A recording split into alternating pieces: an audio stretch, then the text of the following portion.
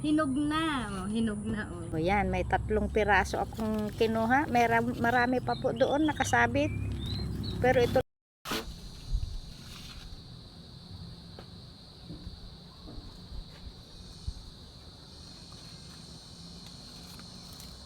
kain tayo. O, nandito na yung suso. O. Ganyan lang.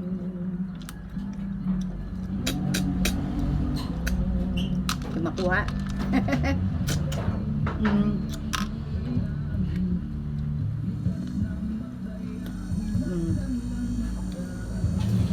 Bet na ang palaya, amiling. Paet.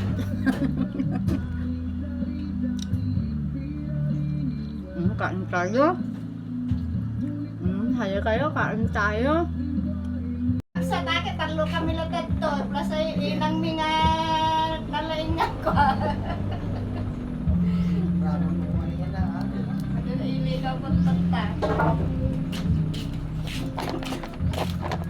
Inanya makunamad da kami. Nya makunamad da kami. Oy.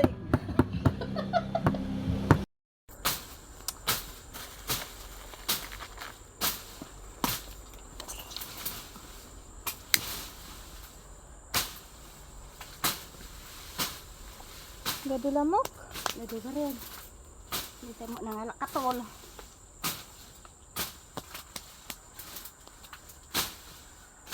Dayo. Tapos kami ako. Tanong. Napagnaan. Yung pagnaanan. Dayo. Huwag kayong magagalit.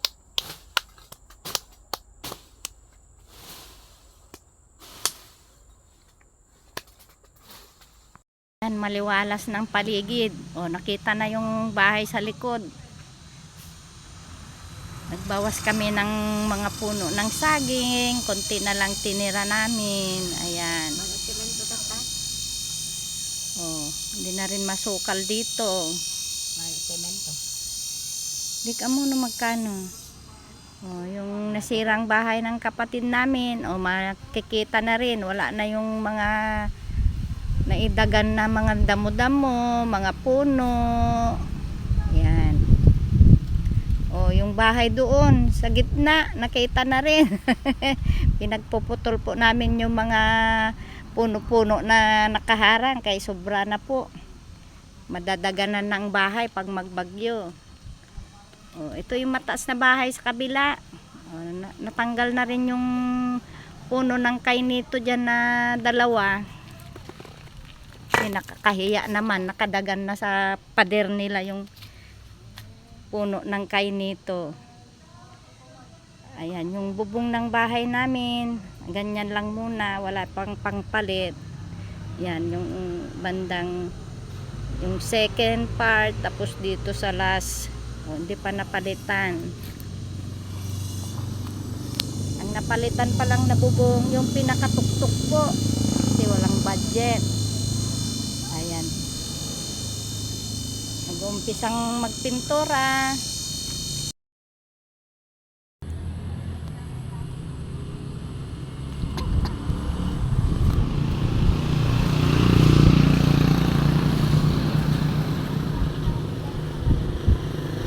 Dito lang napalitan ng bubong, walang budget, bandang itaas lang. Ayan, unti-unti lang. Matatapos din. Next na pag-uwi ulit, mag-ipon ulit ng pang-budget.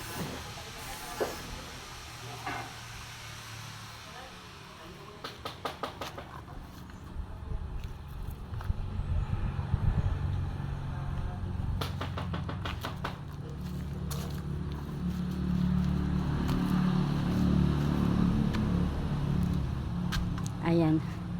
Ayan ang babadgetan, ang pag-iipunan. Next ulit, pag-uwi ulit.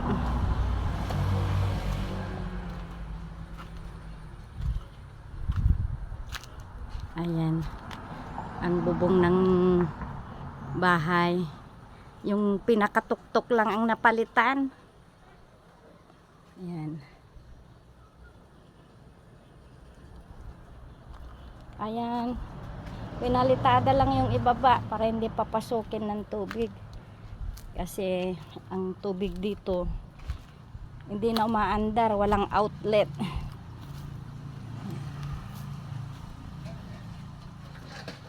Si Inang maiwan na naman.